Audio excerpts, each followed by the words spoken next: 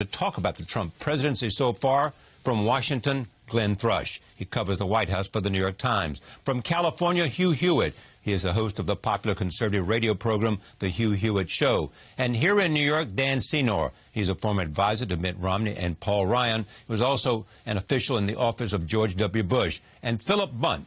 He is a national correspondent for the Washington Post. I am pleased to have all of them here. Hugh, because you're in California, let me begin with you, the furthest away.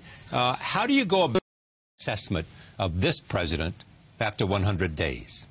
I think you have to use the old Richard Nixon yellow pad, the good and the bad, Charlie. It's been the best of times and the worst of times. Neil Gorsuch is a 30-year win, maybe a 40-year win. It's a significant win. They had a huge free exercise case last week before the court. There will be many more 5-4 decisions in which Justice Gorsuch is on the side of the originalists. I think it's almost impossible to overstate how big that win is. It's the first time the Supreme Court justice was confirmed in the first 100 days in over 100 years. On the other hand, the loss of the Obamacare repeal is devastating to the idea that the Republicans could accomplish something if they had all three branches of government. They haven't, and that's a major drawback. There are also 20 circuit court judges that are vacant, for which only one nominee has been put forward. That's a downside. On the upside, there are 13 Congressional Review Act statutes, not executive orders, statutes, which have long-lasting, deep implications for the rollback of the federal administrative state. So it's a 50-50 good time, bad time situation from my perspective. Glenn? Hugh, I think, is grading on a little bit of a curve here. I think, and I'll give him props for that. But look, you know, this is a president right now who, according to a pair of polls that came out, you know, the ABC Washington Post poll and another poll by NBC a couple of days ago is in the 40 to 42% approval rating. That is the lowest by far of any president in the modern era. It means he has far less political capital with which to act. He was handed a humiliating defeat on the health care stuff. More than that, I think there was a fundamental misapprehension by the president and his team, particularly Steve Bannon, about how the presidency fundamentally works. I think they thought that they could achieve a great deal through executive action instead of realizing what most presidents know, which is executive orders tend to be more effective at the end of an administration, at the end of a first or second term, when legislative routes have been blocked. So I think the president right now, what we're seeing is him learning on the job. And really over the last couple of weeks, if you are a Republican and a supporter of the president, there have been a handful of encouraging signs that he's sort of learning the presidency finally after 3 months. But there's also this. His support among his core base remains very high. 96% of the people, I believe, in the Washington Post poll who voted for President Trump in November still support him.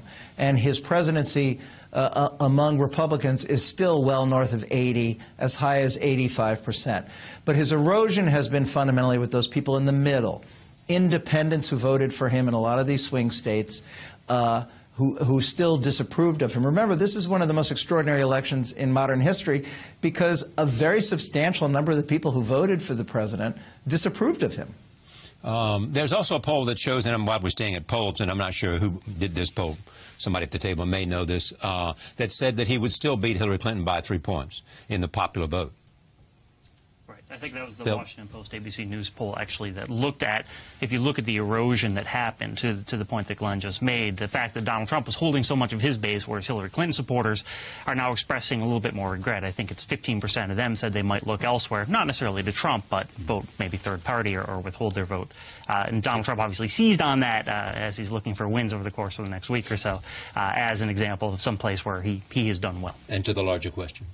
Well, to the larger question, I think that the surest sign that Donald Trump is not happy with how he's doing is how he's trying to downplay the 100-day mark. I mean, Donald Trump is a person who very much celebrates when he feels as though he's had successes. He is not celebrating this week.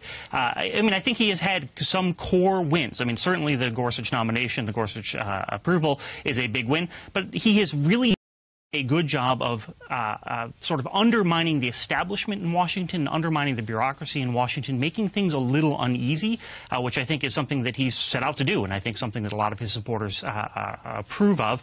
I think he's also done a good job of putting question marks next to a lot of President Obama's legacies, which, again, President Obama. I mean, when we talk about how popular Donald Trump is with Republicans, we have to keep in mind this is a very, very partisan, very polarized moment for politics. That Donald Trump is seen very well by Republicans in the same way that Barack Obama was seen very well by Democrats. So a lot of Republicans wanted to see President Obama's legacy undercut to some extent, and I think that Trump has done a good job of moving down that path. Beyond the specifics of health care and those kind of legislative challenges, what is his biggest weakness and biggest strength in terms of the way he has conducted himself, in terms of the leadership within the White House? I would say mostly impatience. He has this sense that in order to be successful, he has to rack up big wins early. I think you're right. He got trapped by this 100-day measure, and it fueled much of what's going on in the White House. If you look historically, Bill Clinton was widely panned for his first 100 days. If you go back and look at the press reports, I mean, it was totally shambolic. Right. Locker room and pizzas and the rest. Right. George W. Bush, his signature legislative achievement in his first term, No Child Left Behind, didn't get it till about a year after he was sworn in. Barack Obama, Obamacare, Affordable Health Care Act, wasn't enacted until 14 months after he was elected. There was this sense in this White House that they go, go, go, go, go, as opposed to taking a step back and say, this 100-day mark is meaningless. Let's be patient here. Now, in other areas, they did act quickly, where the president can act quickly and doesn't need Congress, which was on Syria. And, Hugh listed off some of his wins. Now, I'm very critical of a lot of the self-inflicted wounds that this president has made, and a lot of the that sort of shapes, furnishes the daily headlines is justified in that regard. But I would add Syria, because he basically enforced Barack Obama's red line, which Barack Obama didn't do through his entire second term, and Trump did it within a matter of days, and you have had bipartisan support for what he did, which is pretty amazing. I don't think people, including me, would have expected that. What about temperament, Hugh? Bob Gates has been on this program a number of times, said this probably to you and to me as well, that the mark of great presidents is temperament. Does Donald Trump score high on temperament? Not high, but rising, particularly when it comes to appointments. I think it was Dan just said, that you look at General Mattis, now Secretary Mattis, you look at Secretary Kelly, formerly General Kelly, and especially H.R. McMaster replacing Michael Flynn in the White House, and you have a trio of national security serious people that have really amped up and I think created credibility around the president where he was perhaps weakest coming into office, so that the Obama years, the sea change that is underway from the Obama years, where it was leading from behind, JVs, Red Line, Aleppo, Libya, Ukraine, Crimea, you name it. It was retreat and reversal day after day, and a frostiness with Israel, our closest ally, that was at Arctic temperatures. And that's all changed in 100 days. So the temperament has maybe even masked the fact that he's upping his personnel game, and with it, his ability to get control of the second 100 days. How do we measure this idea that he has changed some of the campaign promises and some of the programs he suggested that he would enact as president? Does changing your policy or changing personnel in the first 100 days count for you or against you?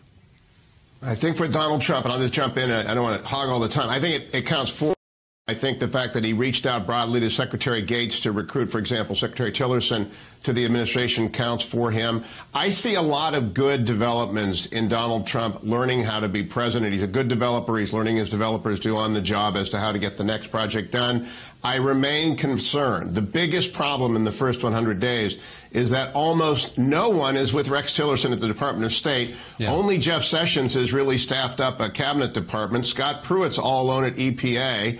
You've got almost nobody at Defense with Jim Mattis because they're at loggerheads. That's been a big breakdown, and administrations typically have more people in the